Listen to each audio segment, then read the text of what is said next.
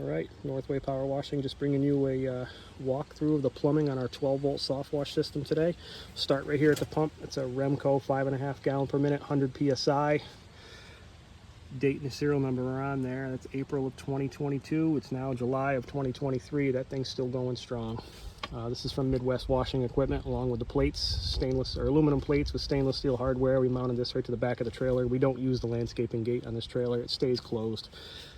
So underneath that pump, you'll see the blend manifold. It's a Hydro Mixer V4, 3 valves. You have a water line, 1/2 inch coming here that goes straight back to the water tank. You have a 1/4 inch surfactant line and another 1/2 inch SH line going right to the SH tank.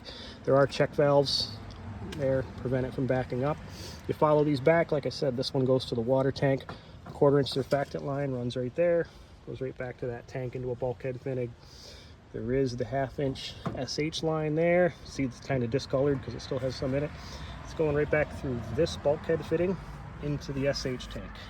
It's empty now because we're cleaning it out, but if you look down in there, the best way to set these up, get a slotted filter made out of PVC. Never use anything metal.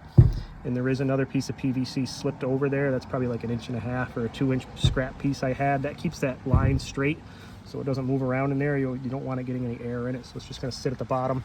There is that small filter on the end with another PVC pipe. That's our bypass for our downstream injector. I'll go over that later. That's what's coming through this bulkhead fitting. And then the wiring on this 12-volt system is pretty simple. Comes out of the switch here. Got a 12-volt deep cycle battery located inside that weatherproof box. Inside another weatherproof box. It's very important to keep the water and the SH off the electrical with these. It will short them out very fast.